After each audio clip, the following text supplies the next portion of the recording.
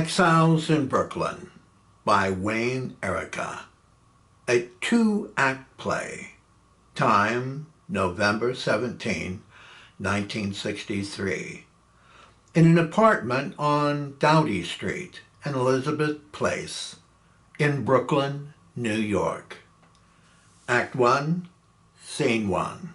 It is a cold November morning on Doughty Street, on the corner of Elizabeth Place, in the shadows of the Brooklyn Bridge towering above Marvin Porter's small New York apartment. It's in the corner of the Blenfeld Mansion fire brick building, and his closed window can't keep the busy morning traffic noise from filtering in. This has been his refuge for the past 8 years without stepping outside. The last time he walked down the Brooklyn streets was on a dark and icy night in 1955, when his life tragically took a detour from the world he once intimately loved. Now, living alone and having a sickly, estranged mother who hasn't seen for many years, and having his overbearing older brother who delivers his weekly groceries every Thursday, Marvin tediously spends his days writing obituaries for a local newspaper. It's November 17, 1963, and Broadway's production of Camelot had its successful run at the Majestic Theater. The President of the United States of America is John F. Kennedy, and he has already experienced a close brush with nuclear war with Russia over the Cuban Missile Crisis.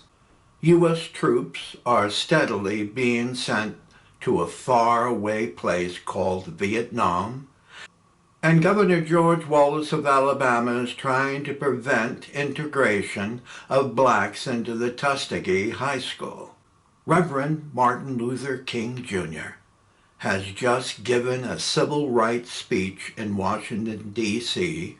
about having a dream, and there is an obscure British band called the Beatles, and has a new record out called I Want to Hold Your Hand. Marvin's front door opens as the lights slowly rise. His brother, George Porter, wearing a dark gray suit and hat, enters carrying a paper grocery sack. It's Thursday, and like every other Thursday, he walks past the piano against the wall and into the kitchen. A black leather lounge chair is in front of the bookshelf, just down from the kitchen hallway entrance. A tattered oriental carpet is on the floor with an old sofa resting on it. There is a wooden desk and chair by the bathroom door near the hallway entrance, with an old underwood typewriter and stacks of paper scattered on top of the cluttered desk. On the walls are an assortment of picture frames, mementos, and various knickknacks from his past. George enters from the kitchen. "Marvin!" He goes to the typewriter, pulls the page from its cartridge, and he sits in the black chair and sarcastically reads out loud the obituary. Thomas Williamson, honorary club member, father of 3 and United States Postal Service carrier for 20 years, succumbed to a year-long illness on November 15, 1963. He will be remembered for his charitable contributions to the Franz Pimpleton's House and Garden Society of Diker Heights. The bedroom door opens. Marvin Porter is 38 years old, wearing crumpled pajamas, and a tattered terry-cloth robe. "What are you doing here? That's no way to talk to your big brother." "You woke me up." "Sorry, it's 9:30 if you care. Do you know your door's lock's broken? It was working for me. Did you do it?" "No. You always have an excuse to blame me, and if you don't want people walking in, fix it." "George, what are you here? It's Thursday." "I'm always here on Thursdays. It's a grocery day, right?" Marvin notices this missing page from the typewriter. "Where is it?" "Where's what?" "You know damn well what. What are you talking about?" "My paper and my typewriter. What did you do with it?" George nonchalantly holds the paper up from behind his back. "With a little luck, you'll win the Pulitzer Prize for Obituary of the Year." Marvin grabs the paper and rolls it back into the underwood typewriter. "Isn't anything sacred to you?" Sure. The Magna Carta and Gettysburg Address, but not the schluck you write. You should be making novels and plays, something respectable Mother would be proud of. Even a cookbook would be better than writing about dead people. You're not my agent. Don't pop a blood vessel, baby brother. Where's the coffee? Do you have something against caffeine on Thursdays? Marvin opens the front door. "See you next Thursday." "Why the bum's rush?" "I want to talk to you about something." "Write me a letter." Marvin starts for his bedroom. "It's about Mother." "Did she put me back in her will?" "No, that hasn't changed." "I'm tired and have to piss." "What is it?" "I need a cup of coffee first. There's a diner on the corner. If there's no coffee, then you're stuck with me for the rest of the afternoon. When was the last time you cleaned this pigsty?" "What do you care? Are you working for the health department?" "If I was, you'd be evicted now." "Stop breaking my balls, George. You're not going to make me mad." "Not until I get my coffee." "Screw it. I'll get it." George starts for the kitchen. Marvin stops him. "You're not rummaging in there." "Rummaging? I'd rather stick my head up the ass of a constipated elephant. I just want a damn cup of coffee." "I'll get your goddamn coffee." "I'll do it." "I don't want you in there." "I put your groceries in there every Thursday." "That's different." "What's different? Is this Thursday any different than any other Thursday? Don't confuse me. You make me feel like I can't figure things out my own way. Why? Who the hell cares? It's Thursday, damn it." "You want coffee?" "Yeah, I want a fucking cup of coffee." Marvin enters the kitchen, leaving George in the living room for a short moment of silence. "Mother warned you about living alone, and I swear you're growing loonier by the day. I've got friends. The Pope's got a mistress too. You don't have any friends, Marvin. You only have suckers running errands for you. You're a grown man still living with our mother. And what gives you any right to lecture me? At least she has one son who sacrifices his life for her, and look where you're at. You're in a dump and going nowhere." "Spare me. The holy crap, St. George. You want cream and sugar?" "Black. It's always been black." Marvin steps into the kitchen doorway. "So, what's up with Mother? When was the last time you saw her?" "It was on her birthday." "Yeah. Her 64th birthday, but she's 72 years old now. So what? A few years have passed by. It's not a crime." "That's all you have to say? I swear the doctor dropped you on your head when you were born." The water pump whistles. "I hope you like Sanka, as long as it's black." George sits in the black leather chair. "You know something, little brother? You were normal once. Remember when we were kids jumping on the Flatbush trolley in those hot summer days in Nathan's hot dog shake at Coney Island? and about when we were watching the Dodgers at Ebbetsfield. Now, those were the days. Then comes the 1955 bums clobbering the damn Yankees, and you did a swan dive off the Brooklyn Bridge. You think I don't know what you went through? Everyone knew, especially Mother. Marvin breaks a cup of coffee to George. Especially Mother? And since when? How many more years do I have to convince you that she was broken when you did that? It wasn't my fault. Nobody pushed you, Marvin. How was she supposed to know you would do something like that? If she listened to the radio instead of sipping sherry and playing pinochle at the women's auxiliary, she might have known better to keep her mouth shut. Was she supposed to be Madame Medusa, the mind-sucking psychic? She ruined my life, George. Look at me. I have more phobias than you have fingers and toes. I take that back. Throw in your two ugly ears, too. She didn't want to hurt you. My career is a footnote in the Who's Who column for lousy wannabes in Nowheresville. Blame the rotten bastards that turned their backs on you. They were your friends. They were scared. Everyone was scared. Every damn one of them.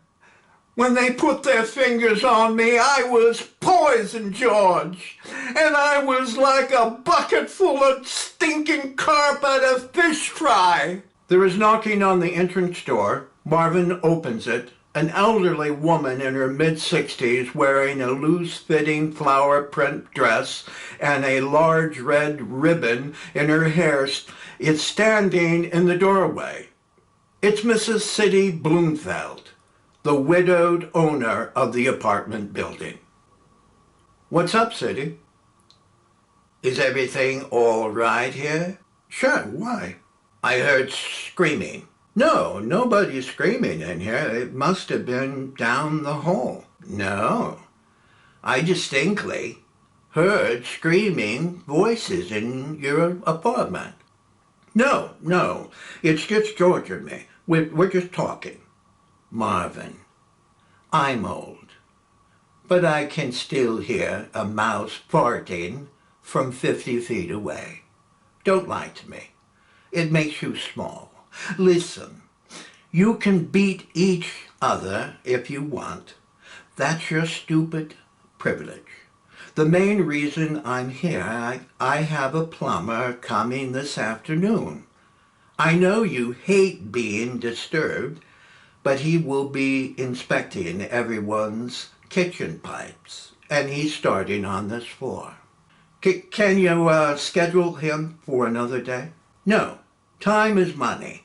It's impossible to get him back without him charging me double. I have a deadline to write, and I'm already behind schedule. Writing obituaries will never know they're late because they're already dead. But the families do, Sidney. No buts, Marvin. You have no idea about leaky pipes and water damage to my floors and the stinky mildewed carpets that bring filthy rats. Do you know rats love dark and soggy places? Did you know that? What rats? I haven't any rats. You only think you don't, and that's why we need a plumber. Who else is stupid enough to be crawling around filthy rat-infested places? Let the plumber do his work, Marvin. It's only right. I don't want him wandering in here. No wandering, I promise. Just under the kitchen sink. Don't forget, he'll be here any time, and I'll check back in a while. And George, yes, Mrs. Bloomfield? Stop screaming at your brother. It makes my little Ralphie piss on my clean carpet. And Marvin, be nice to the plumber. He's my rabbi's stupid nephew. Sidney exits. That prehistoric fossil is going to live forever, and I'm lucky not living here. Wash a cup before you go. Marvin exits to the bedroom, and a few seconds pass. She's dying. The bedroom door slowly opens. She said she wasn't dying from breast cancer 5 years ago, and 10 months later she complained she had a broken hip and she kept walking. And just last year she was convinced she had an inoperative brain tumor. What is she dying from now? It's her heart. The doctors give her less than a month to live. Marvin stands in the bedroom doorway. See you next Thursday. Marvin enters his bedroom and closes the door, and George stands outside the door. That's it? That's all you've got to say? George waits for a response that doesn't come. He takes his cup to the kitchen. The sound of breaking glass is heard. He moves to the hallway and stops outside Marvin's bedroom door. That Sanka tastes like shit, and so does your hospitality. You're both losers. George exits. Marvin soon enters, moving into the kitchen, getting a glass of milk and sitting at his desk. He begins typing. Soon he is interrupted by opera music coming from the next apartment. The music is sidetracking him, and he struggles to keep typing, and he abruptly stops.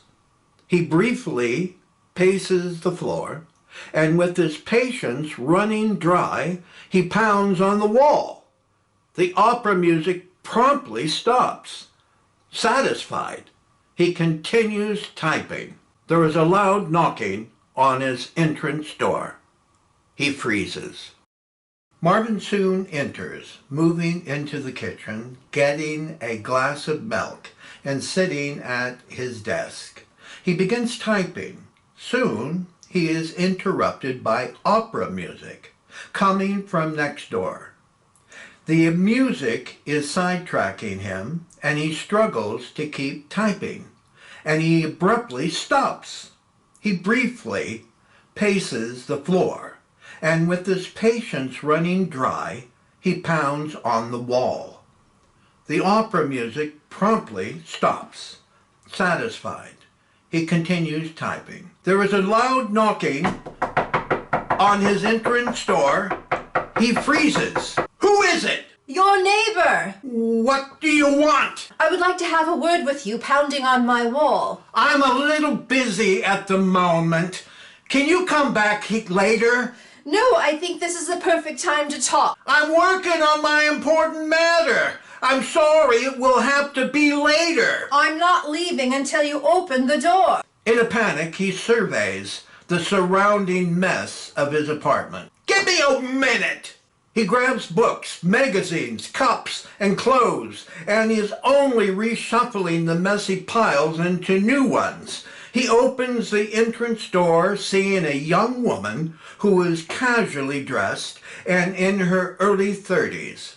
She is Sammy Olivia Merriweather, a British actress. What's the problem? The next time you communicate with me, I'd appreciate you politely knocking on my door instead of sending barbaric overtures. It was rude of you, and I want an apology. Your music was loud and bothering me and my work. I do apologize, if that is true, and the least you can do is to give me an apology. Your opera music came first and my knock on the wall came second, so why should I apologize at all? I just apologized to you, and if we are to be neighbors, shouldn't you be grateful enough to admit knocking loudly on the wall wasn't the right thing to do? I don't think knocking on the wall deserves an apology, but I will say next time I'll knock on your door. Fair enough. It's not gracious, but it's a resolve. I'm Sammy Olivia Merriweather, and you?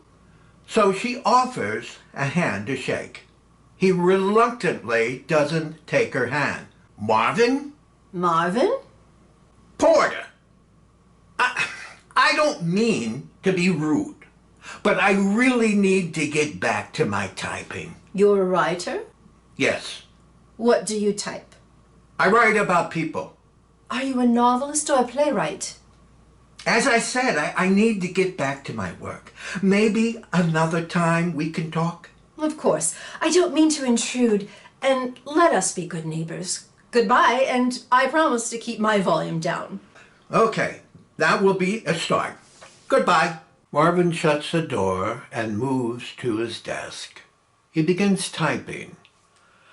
There is a knock on the door, and Marvin stands up quickly and opens the front door, thinking Sammy has returned. What the? Standing outside the doorway is 43 years old Baxter Hennessy, Marvin's longtime friend. He has 2 suitcases on the floor, and he is casually dressed in dark slacks, a white long-sleeved shirt, and wearing a knitted, colorful beret on his head. I'm an orphan again. What did you do now? You really don't want to know. Aren't you going to ask me in? I'm thinking about it. Is he going to be pounding on my door again? No. This time it's completely over between us. I finally saw the true man that I loved, and he wasn't faithful to me at all. Marvin, do the neighbors need to know all about my soap opera? I'm not promising you anything. Do you understand? There is a cot in the broom closet, and you can sleep in the kitchen. Will that do? Yes, completely. It didn't work out before, but I'll let you stay here long enough to find another place to live, okay? You're so kind. Stop flattering me. It doesn't work anymore. Grab your bags and put them into my bedroom so we won't trip over them in the kitchen. Baxter picks up his 2 suitcases and enters. If I'm looking correctly, the banana peel is exactly at the same place near the flower pot by the window. How many weeks ago was that? Don't bother me. Well, into your bedroom I go. And what marvelous surprises await me there. Don't touch anything. I like everything just where they are. Baxter enters the bedroom, and Marvin sits at the desk and begins typing. Baxter speaks from within the bedroom. Marvin, your closet is filled to the brim, and your bed is so low that I have nowhere to put my suitcases. Put them under the window. I count there is a pile of clothes 1 foot high. Just push them out of the way then. I'm afraid to touch them without wearing rubber gloves. I can already see it's not going to work. Don't fuss, Marvin. I'm using your baseball bat to beat them under your bed. Baxter, are you capable of being quiet while I do my work? I can be as quiet as a morgue, if you like. You haven't changed 1 bit. Marvin returns typing, and there are noises heard in the bedroom of items being pushed around. Baxter soon steps out of the bedroom, and he stands near Marvin typing. I'm not quite sure who you're frightened of most, the gorilla or the pussycat that not only purrs but bites. What are you talking about? When earlier in the morning, as I contemplated knocking on your door, I first saw your brother George entering your apartment, and I also watched the young lady spanking your Fanny. I'm writing. Don't bother me. It's old history. I caught a glimpse of her when she stormed to your door. She's lovely. If I must say, oh, Olivia, oh, I absolutely adore that name. Oh, did I ever tell you of the time I met Olivia de Havilland? Her name's Sammy. Yes, short for Samantha. I remember a tomboy by that name in high school. She changed it to Sammy, cut her hair, wore holy blue jeans, and wore hot red sneakers. She had the face of an angel, but she was always Samantha to me. Can this wait? Marvin continues typing. Of course not. I haven't shared my story yet. I was invited to a party in Upper Manhattan, one of those posh affairs where everyone's standing around the piano singing songs, smoking cigarettes, sipping tall glasses martinis, and joyously laughing. Oh, women are so delightful when they're laughing. But, of course, you wouldn't understand that, would you? And there she was, sitting alone on a veranda, looking seemingly content, and I was absolutely bewildered that no one was with her. A large lump lodged into my throat at the notion of speaking with her. Marvin stops typing. Is this another fabricated fairy tale? Heavens, no. It's the truth. I always tell you when I lie, don't I? I quit counting. Don't be a bore. It's so unattractive. Now, where was I? You were on the veranda. Oh, yes, the beautiful veranda on such a lovely night. As I approached her, I felt faint. Oh, and with my trembling voice uttering, "Lovely evening, isn't it?" She probably said, "Oh God, another lovesick puppy in heat. Where do they all come from?" You're so cruel. She found me quite entertaining, really. Don't flatter yourself. Booze often turns blurry nightmares into joyous delusions. On the contrary, my dear man, I asked her, "May I get you a drink?" She then politely answered, "No, thank you. Good girls never drink alone with strangers." What does that mean? Must there be a reason why? Can't we just enjoy pleasant conversations without feeling obligated to resolve questions? That's the problem with writers. You're always putting facts and figures into tidy little boxes where you can't smell the roses for fear they're not red enough, or how to keep from their thorny stems from ever pricking your shivering little fingers. Can't we get back to the veranda before the next ice age comes? You think I'm boring you? I'm on the edge of my seat. You'll never guess what she asked me next. I'm speechless. She leaned back with her two gorgeous eyes, appearing ageless, and softly asked, "Are you an actor?" I told her I was. Then she wanted to know if I was working anywhere, so I promptly replied, "Why, yes, I'm doing No Coward's Private Lives on Broadway. I mean, off-Broadway, that is." She enthusiastically encouraged me with a smile, saying, "Yes, but it's Broadway nevertheless, darling." Oh. From that moment on, we rolled with laughter, and she recalled her more embarrassing moments when performing on stage. Olivia was wonderfully witty, irresistibly charming, and incredibly kind in every way. Before we realized it, the party was winding down like a clock at midnight, and she glanced at her watch and said, "Thank you for this lovely evening, Baxter. I usually find these social events as annoying nuisances, but thanks to you, you've rekindled my joy for these silly indulgences." Oh. Baxter waited for his response. "Are you done?" "Done?" "Yes.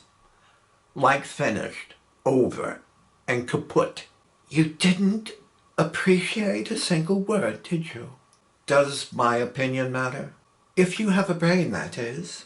If you're done, I'm going back to work. What work? My column, if you've forgotten what I write. You can't call it a column. It's more like digging a grave. It pays my rent. What's wrong with that? You once were a serious-minded writer. Have you forgotten? Not another fucking word. It's my past. Writing obituaries are more meaningful than I once wrote before, and you know that. Baxter, you were there. No, writing the Yellow Pages is more inspirational than what you're writing now. You should be writing about life instead of death, my friend. Baxter turns and sits down at the piano, tickling its keys, and Marvin begins typing. It's the indiscriminate tone in her voice, beneath her syllables, that made me believe she was attracted to you. Marvin stops typing. That's a pile of crap, and you know it. Is that what you think? Yes. Well, we'll see what comes of it, won't we? The woman hates me. Perhaps, but looking straight into the sun, a person would hate. But the warmth it brings is divine. Why don't you take a walk? I'm getting bored with your lame metaphors. Marvin begins typing. Want to hear my latest? I plucked it out the other day after packing my suitcases to leave. Baxter begins playing and sings. Who am I? What is this feeling my soul is revealing to me? Where am I? What am I doing here? Will I conquer my fear now? Marvin stands and walks into his bedroom. I think he likes it. Lights go to black as the melody continues into the conclusion of Act 1, Scene 1. Act 1, Scene 2. It is later in the day as Marvin is typing with the light slowly rising up, and there is knocking on the front door by Sidney Bloomfeld. Marvin, are you going to leave an old woman standing in the cold? Let me in your bolt wall before I get nasty, dear. Marvin opens the door as she enters. What's up, Sidney? The plumber canceled, so you're off the hook. My aunt once married a plumber and complained how he always stunk like a dog kennel. Let me tell you, our family dinners weren't very fun. When he stepped through the door, we'd rush him out into the patio where there was fresh air. Oh my God, I still smell that poor man in my dreams. Did his wife ever ask him to change professions? She did, but he wouldn't listen to her. He not only stunk, but was a cheat and a rotten liar. Even as kids, she made poor choices. Her life was a mess, especially after he had an affair with the ditzy clerk at the hardware store. Did they divorce? Heavens, no. Her rabbi wouldn't condone it. He believed once you're married, it's a life sentence. Only death do you part. From that day on, he lived down in the basement. They lived that way until he died of lung cancer when he was 63. To this day, I still wonder if it was the cigarettes or sewer crap that killed him. Are you going to stand there like a slug or offer me a drink? What would you like? Forget it. I'm still bloated after having breakfast. Listen, I need to discuss a very delicate situation with you. What about?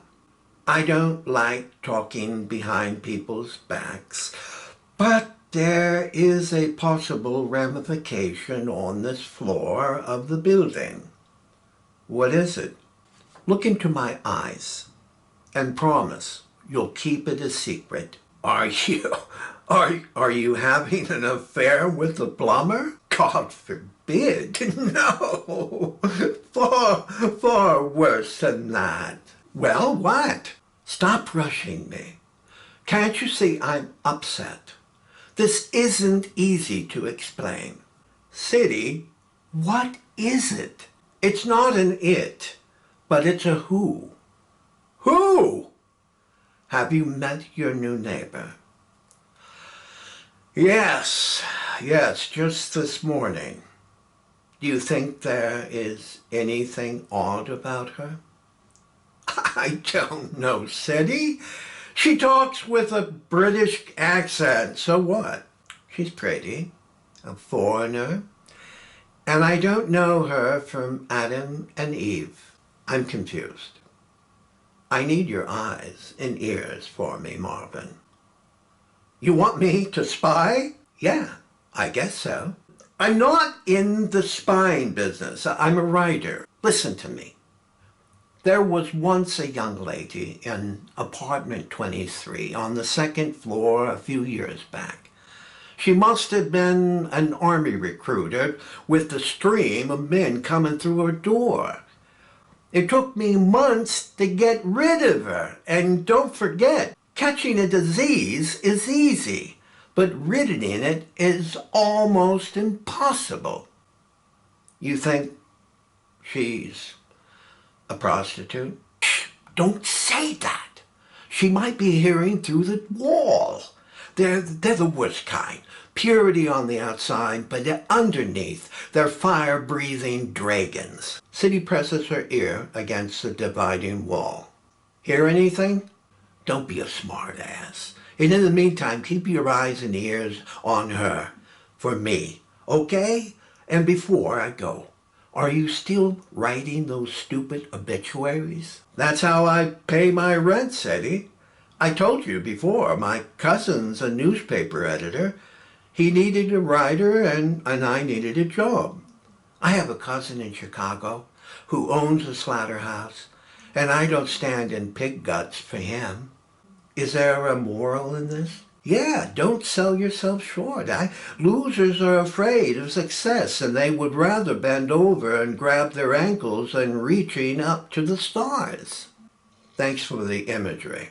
Don't mention it, but remember, be all eyes and ears. Sure, all four of them. Now go back and write about your dead people. Who knows? Maybe you'll learn something what I don't know. City exits. Marvin moves to his desk. He begins typing, stops, ponders for a moment, stands and presses his ear against the wall as the lights fade into black. The telephone rings in the dark, then a light is turned on as Marvin picks up the phone receiver. Hello? It's the middle of the night. Slow down. When? I'm not coming. Just explain it to her. What did the doctor say? No, George. I'm getting off the phone and going back to bed. Marvin hangs up the phone, and as he moves into the bedroom, he hears someone knocking on the front door. Open up, it's me, Sammy. Why are you knocking on my door? It's 3 o'clock in the morning. Let me in. I'm a night bird looking for a perch. There aren't any branches in here. Go home. Be a sport and let me in. I was never good at games. Go away. I think I've got to pee. He quickly opens the door, and she enters cheerfully, walking around the room with Marvin standing totally confused. The bathroom's by the door. I already did it in the alley.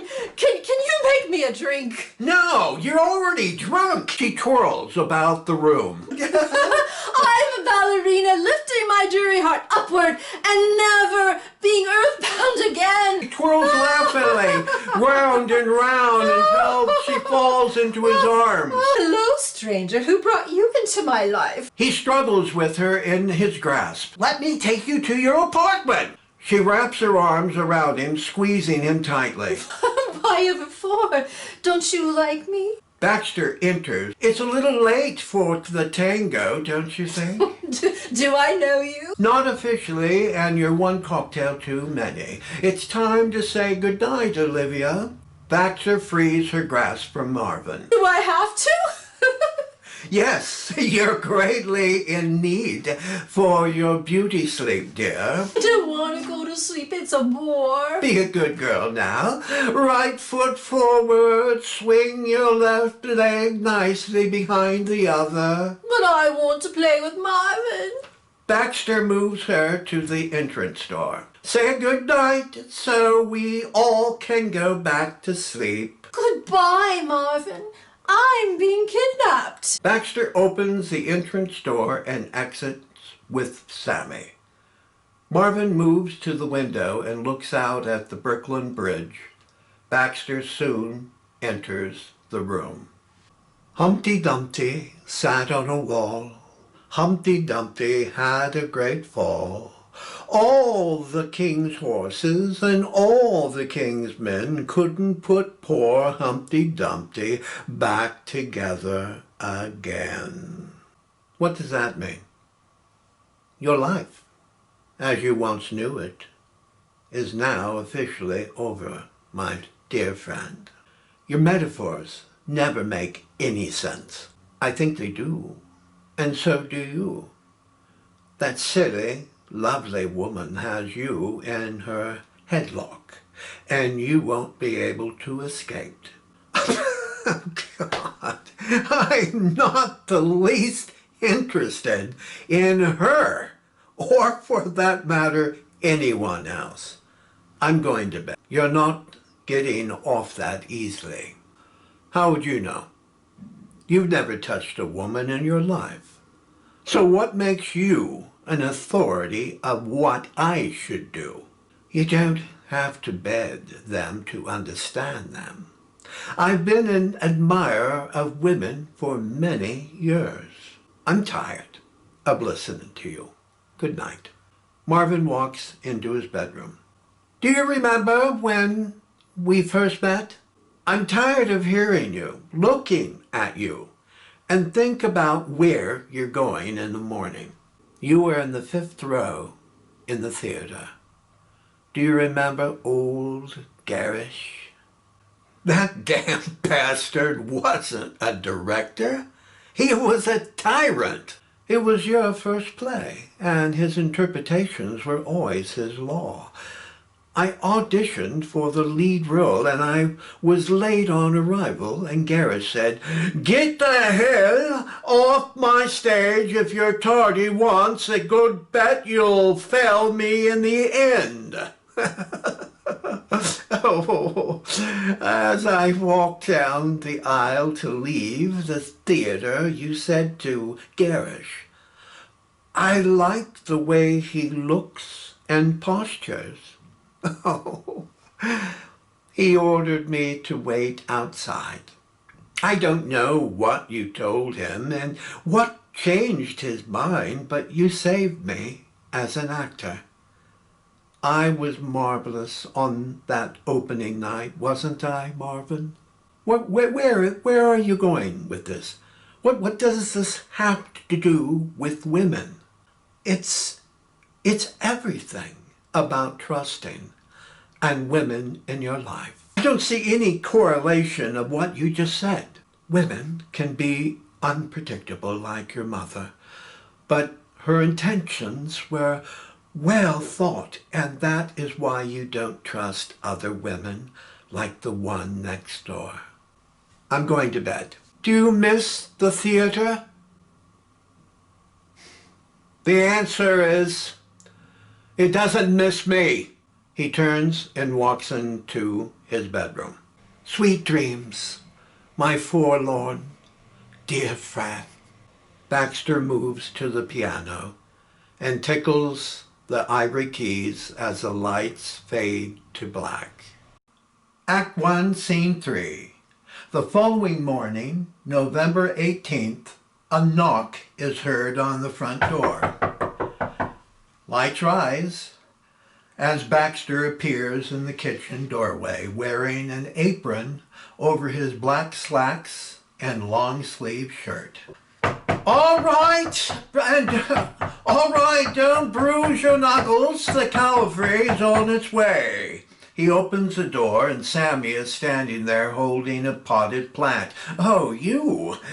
What's this? A floral delivery for me? No, it's for Marvin. Oh, I'm always the one overlooked. And what occasion brings you this lovely morning?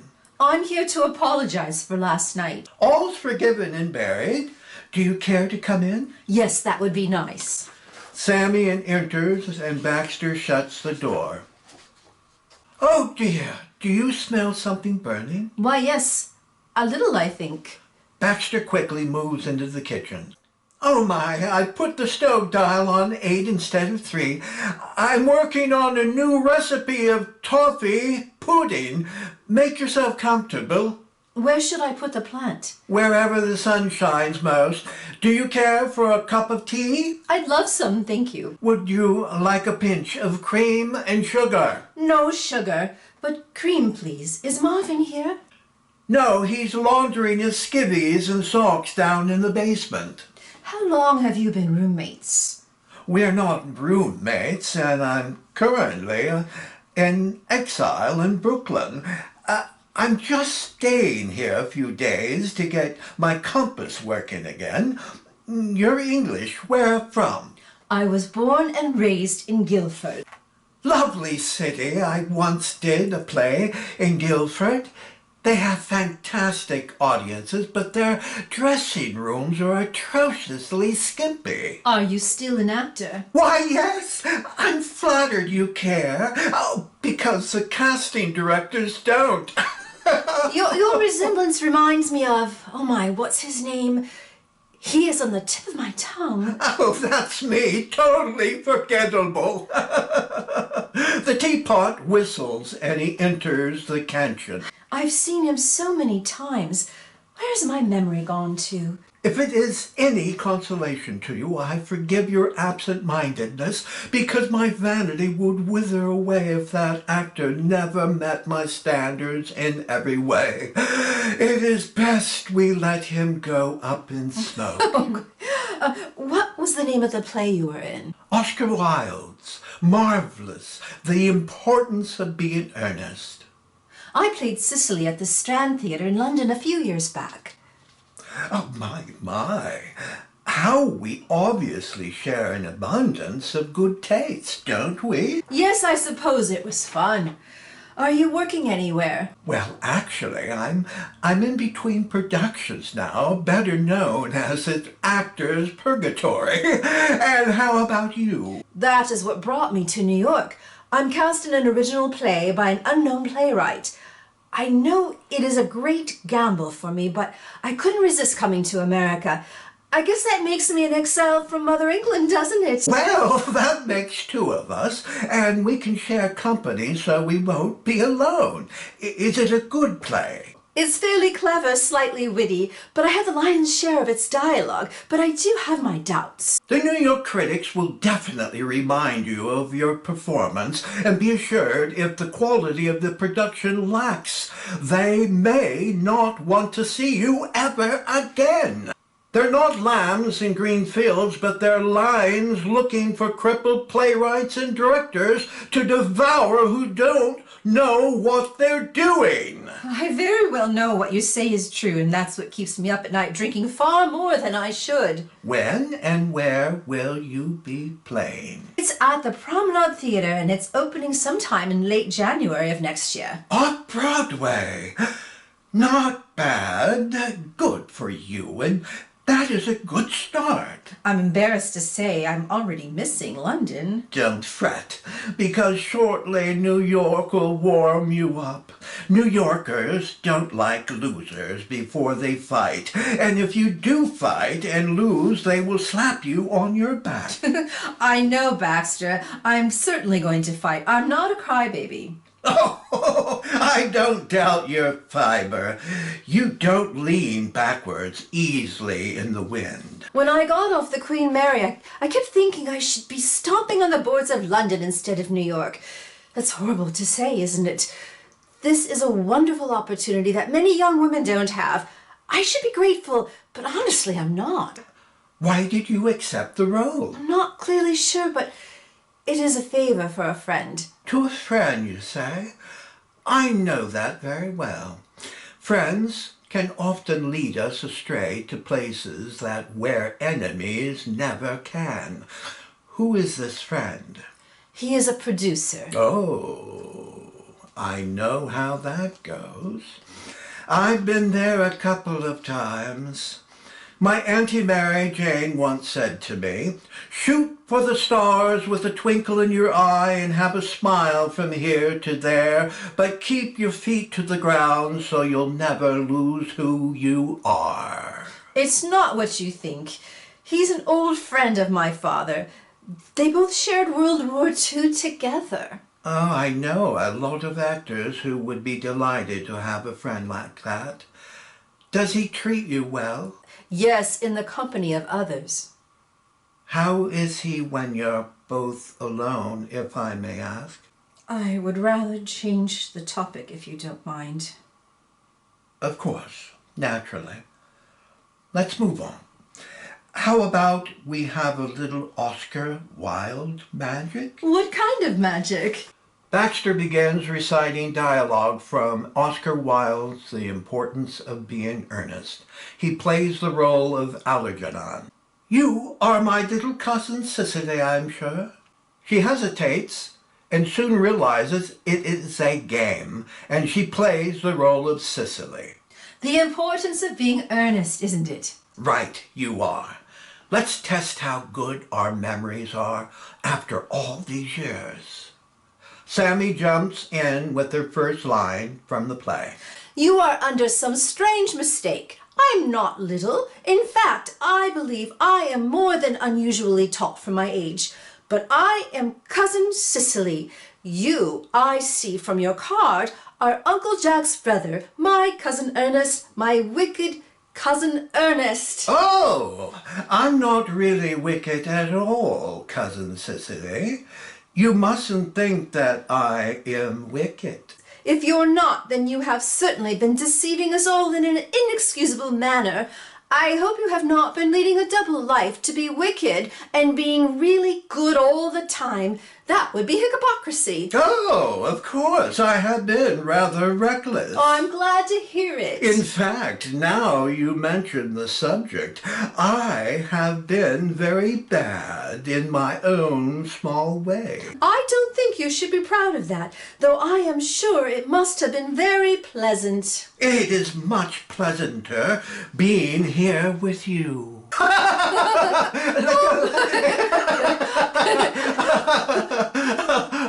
Whenever my mood drops a notch, Oscar always rushes to my rescue. You're marvelous, Algernon. And you, my dear, as Cousin Cicely, too. Oh, you're really quite good. What did you say? You're a fine actor. Pardon me. I didn't quite catch that. What I said was Sir Laurence Olivier would quiver in your presence on stage. That is what I thought you said. More tea? I would love some, thank you. What a tragic end for one so great. Who are you talking about? Oscar Wilde. What a horrible end for him that he had. He went to prison, didn't he? Yes, for being a homosexual. Did he ever write another play when he left prison? No. He lived out the rest of his life as a broken man to the end. What a dirty shame to do to a genius of humanity. His very last writing was a long poem called The Ballad of Reading Gaol in 1898. What was the subject of his poem? He wrote about the dismal days in prison and humiliation they laid upon him during his trial. He lived 2 hard labored years within an 8-foot by 5-foot brick cell. All for that, because of his kissing and caressing a man when a woman was allowed to touch one, but not sent to prison. Half of our cast is homosexual, but they're not criminals, are they? Apparently, in America, it is what state you live in, because they just started decriminalizing homosexuality in 1962. I'm one of them, Sammy. But darkness still covers over us even to this day. We're not free to love whom or where in New York. George enters the front door and is surprised seeing them. Hello, Baxter. What a surprise seeing you again, George. Is Marvin here?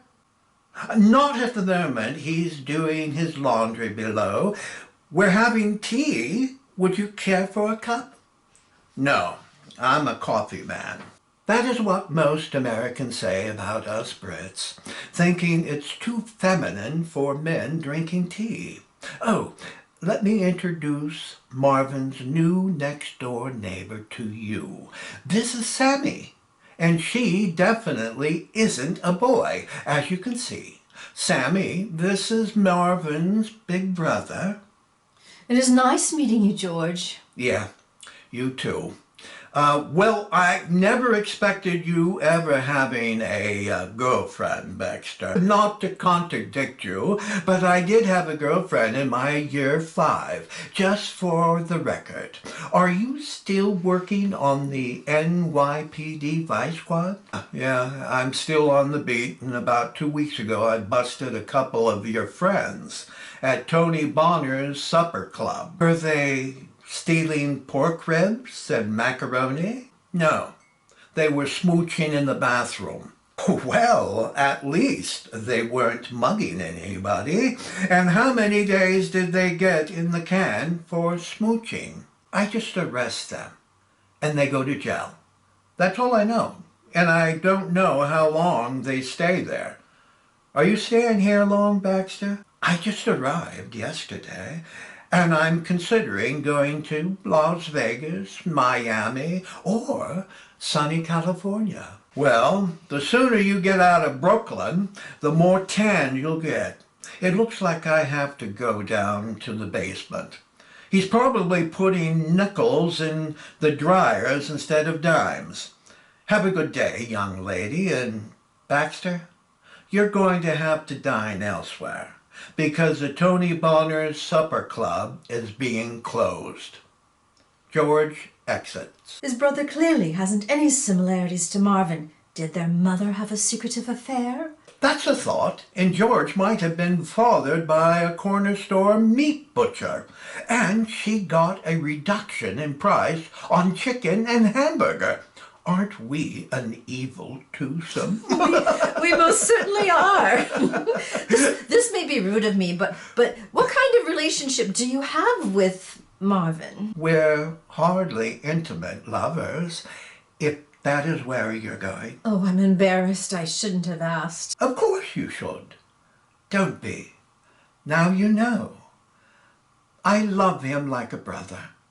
But never in my wildest dreams would I be courting my dear Marvin. It was stupid of me to ask. There is nothing wrong being curious. He's straight as an arrow, but I'm a little wavy.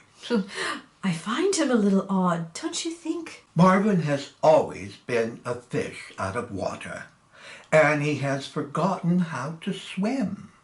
In what way not swim?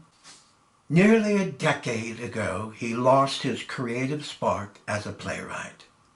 He was brilliant, witty, and New York loved him. What then happened to him? That, my dear, would take an exhausting explanation for another day. Marvin enters, carrying a basket of laundry, and sees Sammy. Oh, the laundryman has arrived. Did you see George? Oh, look who is here. Sammy just brought you that beautiful plant on the piano. Don't you think it is lovely? Is something burning? Baxter jumps up. My toffee pudding! Baxter rushes to the kitchen. Marvin smiles when seeing Sammy. Back again, huh? Was Baxter beaten on your wall? No, I brought you a gift because of last night. I've never done anything like that before, and I'm quite embarrassed for doing so. I'm very sorry. I made a fool of myself. It's all right. I've had many embarrassing moments in my life, and they have a way of repeating. Well, I certainly don't want to repeat that again. Excuse me for a minute. I have to put my clothes away. He enters the bedroom. Baxter, do you need any help? It's a horrible mess, but I've got it under control, and most of it is on me. Oh. Sammy, can you see who is at the door? I'm on my way. Sammy opens the door and sees Siddy. Hello, Mrs. Bloomfield. Siddy is frozen and perplexed seeing Sammy. Is Marvin here? Yes, he's in the bedroom putting his clothes away. Are they on or off? I would say neither. It's me, Marvin. Did George tell you everything? Yes, I memorized every single detail he gave me. Marvin, do I have to talk to the door, dear? The door opens. He told me you're taking care of her, and if you need any help, you should come to me. Did I miss anything? Good. I do need help lifting her into her bed and bath. He didn't say anything about lifting her in the bathtub. George isn't the brightest bulb, but all you have to do is close your eyes. She's my mother! I don't want to be lifting my naked mother. I'll get you gloves if it makes you feel any better. Baxter enters the room. Siddy, I remember that voice, and how nice it is to see you again. Oh, I'm not exactly rolling on the floor. Don't get excited, it's only me. You look wonderful. Don't flatter me. If I was still a teenager, I'd ask you to take me out to lunch, but I'm not. And I can't even get a peanut butter sandwich nowadays. So Marvin, I need for you to help her out of George's car. And Baxter, can you give him a hand as long as you're here? I would be happy to, Siddy. She's in the car now? Yes. What do you expect? She's not in a horse and buggy. George can't do everything. Let's go, Baxter.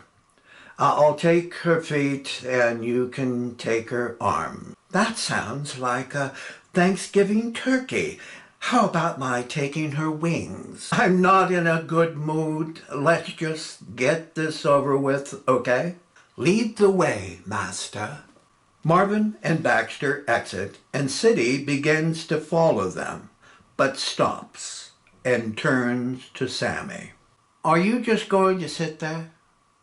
Of course not. I was just drifting a bit. What about? I can't recall what I was thinking about. It's probably about the newness of being in America and the work I do. What kind of work? I wrote about it in your rental application. The only thing I read on applications is the name, if they can pay the rent. Let's sit down while the men sweat and chat a bit. Shall we? If you like. I've been curious about what you do. You're a pretty young woman and a foreigner in Brooklyn. Let's get acquainted, okay? Yes, that would be nice. Okay. What do you do? I'm an actress. How about that? Really? Yes, that's why I'm here in New York. I once clapped thunder on the stage when I was younger than you. Here in New York? Yeah. When I was a young girl, I sat in Manhattan Nickelodeons watching actress Florence Lawrence performing in every Mack Sennett film I could afford to see. When did you start acting? Oh, I was a waitress at Katz's Delicatessen on the Lower East Side when my first opportunity hit me square in my face. A tall, slim, dapper man named Larry, sitting at the counter, handed me his business card. And he said to me, "You've got a pretty face, young lady. Have you ever considered entertaining on the big stage?" Oh, I was flattered and took the card, and he said, "Go to the backstage door and tell Benny that you want to see Mr. Riggin. He'll know what to do." I took his advice and I caught a trolley and I soon walked through a dark alley to the backstage door. Sure enough, Benny ushered me to the main stage. I was nervous and choking from cigar smoke when I heard a gruff voice in the back seat row. "All right, little lady, take your top off and show us why we should make you a star." Oh, that dirty putz, Larry, forgot to mention that it was a burlesque theater. Did you take it off? Are you kidding? I can't look in the mirror after having a bath. Oh. The girls at the Cat's Deli gave me a few pointers of the art of auditioning. Patrice taught me the yees and yays of Shakespeare, and Marla had me speaking accents in Japanese, Russian, and a little Texas drawl. My neighbors pounded on my door complaining I sounded like a zoo. Then what did you do? One afternoon at Katz, Clifford Audits and the funny little man Strasberg was sitting at a booth in my section. Audits said to me, "You'd be a perfect Edna." Stupid little me, "Who's here?" Stupid little me said, "Who's her?" He says, "Edna, I'm writing a play and you would be perfect." I asked, "What is your play's name?" Strasberg says, "It's Waiting for Lepty." I asked, "It sounds stupid, but when can I audition?" Then Audit says, "I'm not finished writing yet, but talk with Lee and he'll fix you up with something other in the meantime." Did you talk to Lee? Yeah, and he put me in a play right away. And that was my humble beginning as an actress. Were Audits and Strasberg popular then? What rock are you hiding under? They were two of the biggest names on Broadway. Oh, I was only taught Shakespeare, Shaw, Coward, and O.K.C. I know Shakespeare, but the other three bums I haven't a clue. By the way, I was the understudy of their new play, The House of Conley, in 1931 at the Martin Beck Theater, but not one single person ever saw me on the stage. Why? Did the critics not like it? No, the leading actress never got sick or had a broken foot, but I did got a few small parts here and there to keep me living. Then Mr. Ralph Blunfeld came into Katz's Deli and ordered a cup of coffee, and he looked up into my eyes. Then what?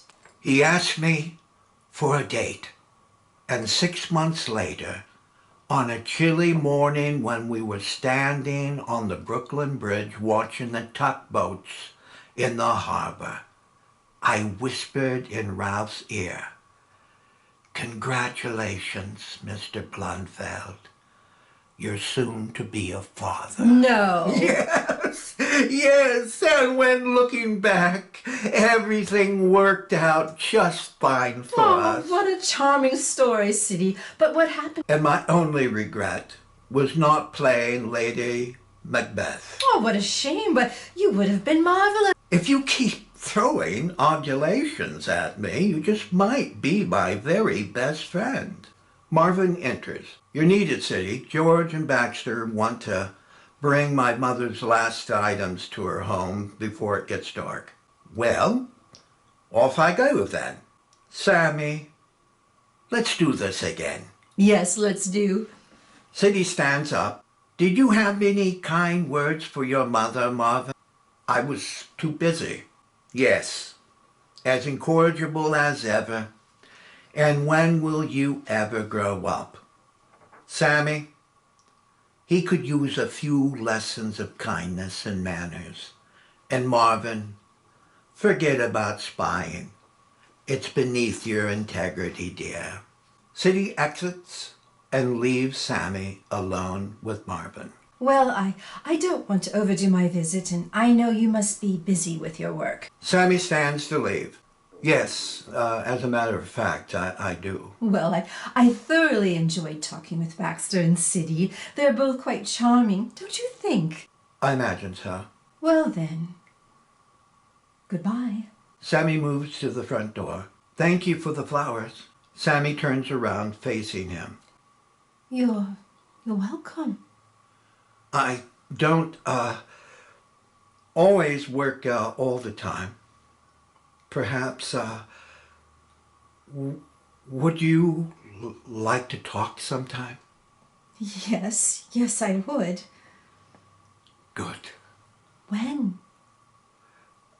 How about tomorrow in the afternoon? I have a rehearsal throughout the day tomorrow. Will you be free in the evening? Yes, I am. Maybe we can have a dinner together here? A conversation over dinner is always my favorite thing of getting to know another person. Don't you agree?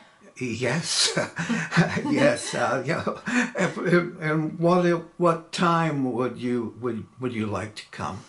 Well, would 6 o'clock do? Oh, 6 o'clock. Yeah.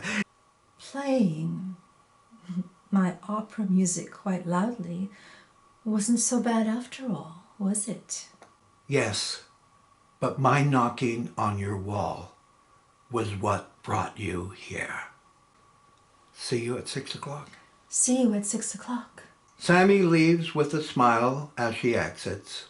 Marvin walks to the piano and picks up the flower pot, smelling the scent of the flowers as the lights slowly dim to black. Intermission.